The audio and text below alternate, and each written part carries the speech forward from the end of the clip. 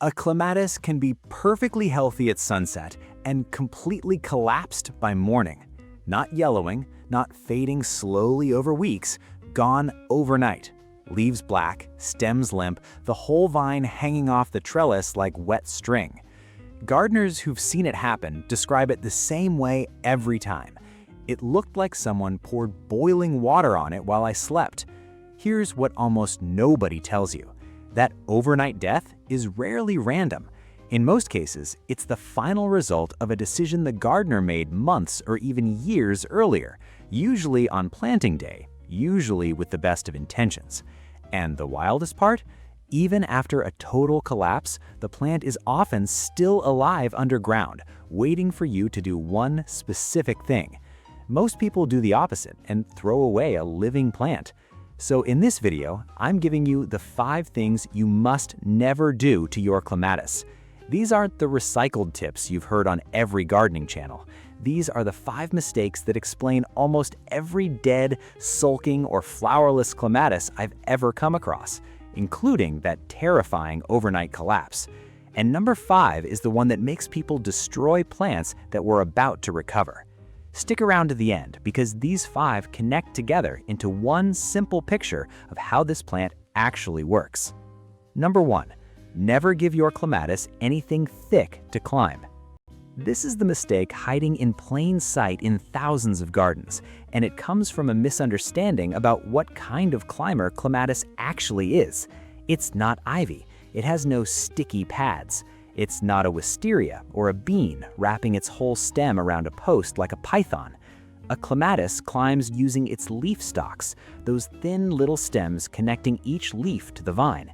Each one acts like a tiny curling finger, reaching out, touching whatever is nearby, and coiling around it. And here's the catch. Those little fingers are short. They can only close around something roughly the thickness of a pencil or thinner. Wire, netting, twine, thin bamboo, the stems of another shrub, perfect. A fat wooden pergola post, a smooth fence panel, a chunky trellis with wide flat slats. The leaf stalk reaches out, touches it, can't get its grip all the way around, and gives up. The vine slides down, flops into a heap at the base, and the gardener's standing there wondering why their climber refuses to climb.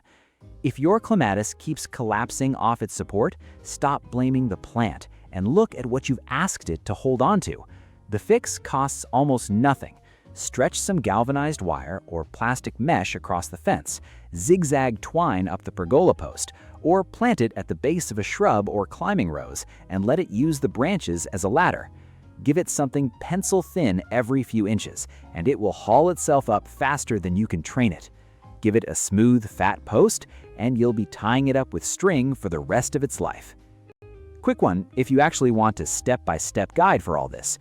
Maybe your plant's struggling, or you just can't get it to bloom. I put every fix into one cheat sheet. You get everything in my Plant Fix and Bloom cheat sheet. It's the first link in the description. Let's continue. Number 2, never plant it at the same depth it came in the pot. If you remember one thing from this entire video, make it this one. With nearly every other plant you buy, the rule is sacred. Plant it at the same level it was growing in the nursery pot, because burying the stem rots it. Clematis is the great exception. This is one of the only garden plants that actually wants to be buried deeper, and not slightly deeper. You want the crown, the point where the stems meet the roots, sitting a good 2 to 3 inches below the soil surface. That means the bottom few inches of stem, the part that was above the compost in the pot, ends up underground. Why would you do something that kills most other plants? Because of what's hiding on that buried stem: dormant buds. Underground, protected from drought, frost, snapped stems, and disease, those buds sit in reserve like a backup copy of the entire plant. If anything destroys the top growth, and with clematis, as you're about to see, something eventually will, the plant can rebuild itself completely from below the soil surface. A clematis planted at pot level has no insurance policy. One accident at the base, one bad infection, and the whole plant is gone for good. A clematis planted deep can lose everything above ground and shrug it off. When you hear about clematis vines coming back from apparent death, This is the reason, every single time. Planting day is the only day you can give your plant this protection, and it takes 10 extra seconds of digging. If yours is already in the ground at pot level, you can still help by mounding a few inches of soil or compost up over the crown. It's not quite as good, but it beats nothing. Number 3, never prune it until you know which group it belongs to. Every spring, the same tragedy plays out in gardens everywhere. Someone looks at their clematis in February or March, sees a tangle of brown, dead-looking stems, and decides to tidy it up down to knee height. Then they spend the whole summer staring at a green, healthy, completely flowerless plant, convinced something is wrong with the soil or the feed. Nothing is wrong with either. They cut off every flower themselves, months before the buds ever opened.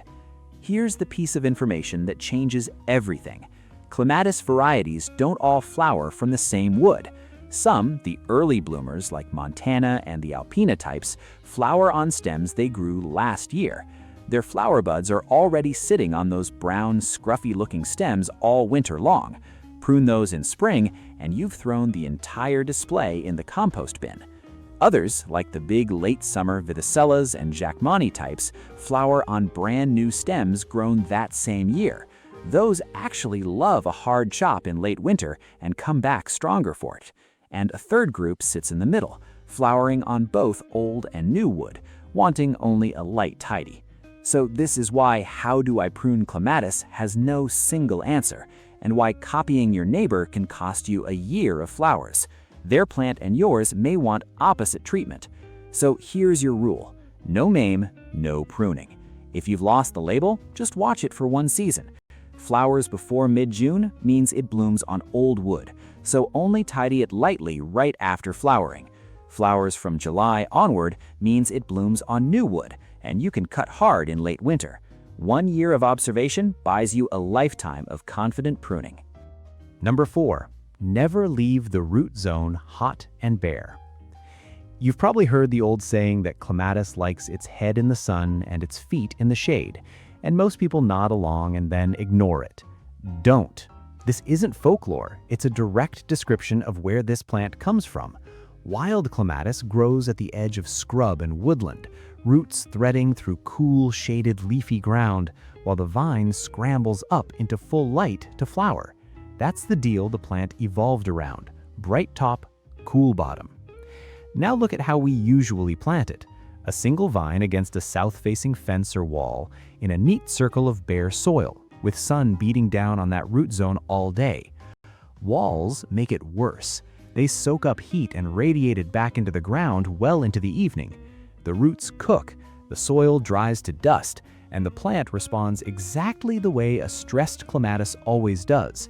Flower buds shrivel before opening, lower leaves brown and crisp up, growth stalls in midsummer, and a weakened plant becomes an easy target for the disease we're about to talk about in point 5. The fix is almost embarrassingly simple. Shade the bottom foot of the plant and the soil around it. Set a large flat stone or a couple of terracotta tiles over the root zone. Plant something low and leafy in front: hardy geraniums, huicheras, lavender if the spot drains well, or lay down a thick mulch of compost each spring, keeping it just clear of the stems themselves. Any of these turns a baking root run into the cool woodland edge floor the plant is built for, and the difference shows up within 1 season in bigger flowers and a longer display. Number 5, never dig it up after a sudden collapse. And now we're back to that horror story from the start of the video, the vine that dies overnight. That's clematis wilt, a fungal disease with a flair for drama. It slips in through tiny wounds and pinch points on those thin, wiry stems, blocks the water supply, and the entire top of the plant blacks out and collapses, sometimes in a single day, often just as the flower buds are about to open. It especially loves the glamorous large-flowered hybrids, and it's the #1 reason clematis has a reputation as a difficult plant. Faced with a blackened, flopped-over vine, almost everyone reaches the same conclusion: it's dead, dig it out, start over. And this is the moment where everything in this video comes together, because if you planted deep back in point 2, the odds are your plant is not dead at all. The wilt fungus destroys the top growth, but it very rarely kills the buried crown and those underground backup buds. The plant has simply retreated below the surface. So here's what you actually do. Cut every affected stem right down below the damage, even if that means cutting to soil level. Get the diseased material out of the garden, bin it, don't compost it. Then water the spot, keep it mulched, and leave it completely alone. No digging, no prodding, no replanting something else in the hole. Very often, sometimes within weeks, sometimes not until the following spring, fresh green shoots push up from below ground, and plants that regrow this way frequently come back with more stems than they had before. Gardeners dig up living clematis every single year because nobody told them to wait. Now you know. Patience is the treatment. So, there they are, the 5 nevers. Never give it thick supports because it climbs with tiny leaf stalk fingers that need something pencil thin. Never plant it at pot level because deep planting is its life insurance. Never prune before you know its group or you'll cut off your own flowers. Never leave the roots hot and bare because this is a woodland edge plant living on a sunny wall. And never dig it up after a collapse because a deep planted clematis is almost never as dead as it looks. Notice how they all point to the same truth? Clematis isn't difficult, it's just specific. Meet its handful of quirks and it will outflower nearly anything else in your garden for decades. If this saved your clematis or explained a mystery death from years ago, hit that like button so YouTube shows this to the next gardener standing over a blackened vine with a spade in their hand. Subscribe and ring the bell, and tell me in the comments, has your clematis ever collapsed overnight? What did you do? Until next time, revive it, then make it bloom.